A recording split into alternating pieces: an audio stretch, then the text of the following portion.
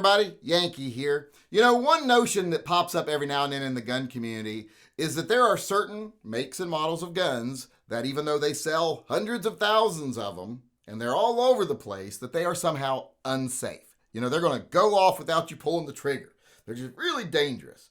The most recent one here that is attacked quite often is the SIG P320. Now, there are people in the gun community that love to make these attacks because it benefits them. People love bad news. People love controversy. So they get views. It helps them get popular, helps them make money when they slam guns like the P320 or whatever gun happens to be the one being challenged right now. Also, you know, there's just some people who I prefer Glock. P320's taken away a lot of the market from Glock, so I'm going to slam the P320 every chance I get. Even though that's incredibly detrimental to the gun community and the gun industry, because when you play into that notion that guns just go off on their own, especially these popular guns that are in wide distribution, you're helping the anti-gunners make a case for why these things should be banned. And you're doing it for your own self-aggrandization, whatever that word is, for your own self-promotion, basically. And that's a negative thing to do, and especially since there's absolutely no evidence that any of it's true. Now, I know a lot of people will come at you with, look at all this evidence. Look at all these people that have this problem with these guns. They're like, look at this cop who got out of his car and the gun just went off. It was in his holster. No, you could hear him drawing the gun. Look at this cop. It was just in their locker and it went off. No, they had it in a duffel bag that they were shoving in their locker and it went off. They didn't even have it in a holster. Oh, look at this cop. She banged her purse against the desk and it went off. Yeah, because she had a gun in her purse that had slipped out of the cheap nylon holster she had it in, and something pulled the trigger and it went off. You know, ooh, look at this cop. He was wrestling with a bad guy and his gun was in his holster and it went off. Yeah, because it wasn't properly seated in his holster and it went off.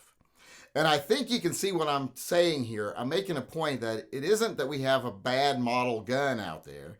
It's that cops are idiots. Just cops don't know how to handle guns. And they make mistakes all the time. And then because of the type of people they are, remember when they're hiring cops nowadays, they don't hire competent people that are good with firearms, any of that. None of that is prerequisite. What's prerequisite is that you're the type of personality that will revel in power and control, and that you are moldable and brainwashable so that they can tell how you will react in any bad situation. Because someday that they might have to ask you to do something you don't want to do, or most people would find reprehensible, but they want to know that you're the kind of person that can be convinced that you're in the right and you should do that. That's the kind of people that hires police officers. And because of this, and the fact that most of them don't know how to handle a gun, they have a lot of NDs, a lot of accidents where they actually do something wrong. And then, because of their personality types, because they think that they're special and they couldn't possibly make a mistake, they'll craft the narrative in their own mind of why it wasn't their fault, why it was the guns. And it's almost always police. If you look at these lawsuits, if there's 9 plaintiffs on a lawsuit, at least 8 of them will be police. If not 9. Now, sometimes they'll throw someone else in there that has a questionable case just to try to make it look like this isn't just cops, but it's pretty much just cops. Because, like I said, they can't admit they made a mistake. And also, if they do, it could hurt their job. Because this is their job, to be able to handle firearms. They show they're unsafe, they could get a mark on their record. And they can't handle that. They couldn't stand to lose the job where they get to have power and authority, because that's all they have going for them, is that badge. So they craft these narratives. And unfortunately, there's lawyers out there that are more than happy to swoop in and try to make a buck off the manufacturers. Some of them just for the money. But most of them these days work for the Bloomberg administration in one way or another, or organization in one way or another. And they want to damage the industry. They want to put gun manufacturers out of business. That's why they go around doing these torture tests where if they can possibly make a gun fail, they're going to sue the company. Even if they do things to the gun that are completely outside the norm of anything that would ever happen to a gun, they will craft artificial scenarios where these guns fail and then try to use that to file lawsuits against companies. And even if they get dismissed, it still costs the company a lot of money. And hopefully they can get the company to just say, we'll do a recall. That'll cost the company a lot of money. So that's the main goal behind these lawsuits usually, is to damage retailers. There's absolutely no evidence that guns like the P320 are any less safe than Glocks. The same problems they have with cops and P320s now, they had with cops and Glocks when Glocks first became the norm for police officers. And unfortunately, nowadays, we got more jackbooted thugs in policing than we ever did back in the 80s. The culture now is totally ruined, and the people they hire are the worst people for the jobs. And one of those things is they just don't know how to handle guns. And that gives these people ammunition to try to say, either because you're a Glock lover or because you want to damage the industry, you get to say these guns are unsafe based on this circumstantial evidence that these cops had problems. But that really isn't on the gun. That's on the cops. Now, I know this is where a lot of bootlickers are going to start saying, oh, it only shows up at a disproportionate number in people in law enforcement because of how often they handle guns. That's their job. They're around guns all the time, every day. And they of course are going to have more problems. It's going to show up more there. Well, we don't have the same problem with trainers who handle guns every day, because usually they are more competent with firearms. And here's another thing. That whole idea that cops handle their guns more than other people is bullshit. Anybody out there that conceal carries every day and actually either shoots recreationally every now and then or goes out and practices regularly, you handle your guns as much, if not more, than most police officers. I guarantee you, I handle firearms and shoot firearms more than 99% of police officers. I don't have the problems they have, and I'm betting most people who conceal carry haven't had the problems they have. And here's another thing. Those of us like me and you that conceal carry that have had an ND before, we can tell you exactly why it happened. Like, I had a hang fire and I didn't put the gun down fast enough. Or, I accidentally pulled the trigger. Or, I had a squib load and then I shot again. We know what we did wrong, and we're not afraid to admit what we did wrong because people make mistakes.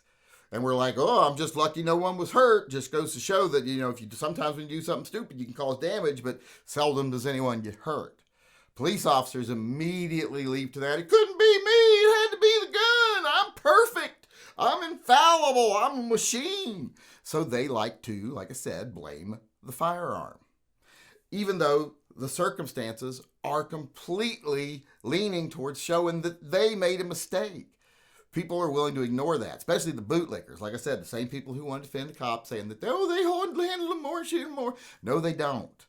They just seem to be the vast majority of people having problems because of the type of people they are. So when you jump on this bandwagon of, this gun's bad or that gun's bad. Now, there are guns out there that actually do sometimes have a problem. And that's when you'll see a recall. Like, this gun had a safety that the manufacturer, when they bought the safeties from someone or a piece for the safety, they had a flaw in the manufacturing process and they can break. And when things like that turn up, they issue a recall or they send out replacement parts, etc. That can happen. Any machine can have an issue. There can be a car out there that's dangerous, like, 200 of the Toyota somethings are dangerous because of this part that can break and cause, the car engine to race out of control. All kinds of things like that can happen, but it's not the norm and it doesn't affect an entire make and model. Same thing with guns. The problem with most guns, like when most cars are involved in an accident, it's the driver's fault. And in these cases, it's almost always police officers. So that should tell you something. It's not that we have any line of bad guns out there that's really popular and sold hundreds of thousands of guns, yet the issue only seems to exist within law enforcement agencies. That's not the case. That doesn't even make sense. The problem is the people that are handling the guns and having the problems can't admit their own issues. Can't admit what they did. Like that one cop, like I said, that was getting out of his squad car and claimed his gun just went off in his holster. Well, it turned out he had drawn his gun. It was in his hand when it went off and shot him in the thigh. And he later admitted that. The woman that had her gun in her purse, she admitted the gun came out of her holster. The guy whose gun went off in a gym locker, he admitted he stuffed it in a gym locker in a bag with no holster. They were doing stupid things and won stupid prizes. It wasn't the gun It was the person, and it seems like these people more often than not end up being police officers, because when ordinary, everyday people that actually handle guns way more than they do have a problem, we know where we fucked up. And we hope someone else can learn from our fuck up. So we tell them, I've shown you all when I've had negligent discharges on this channel before. Got videos about it. That's the difference there. And that's the real problem. The problem isn't that we have bad guns. The problem is we have people in the gun industry, in the gun community, a YouTube community especially, that are more than happy to capitalize on that for, views and money, or who are more than happy to capitalize on that so they can slam a gun that's a competitor for someone who sponsors their channel.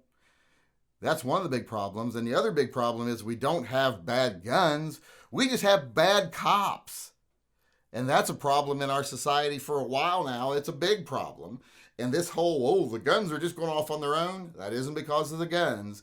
That's because of the people whose hands we choose to put them in and call them law enforcement.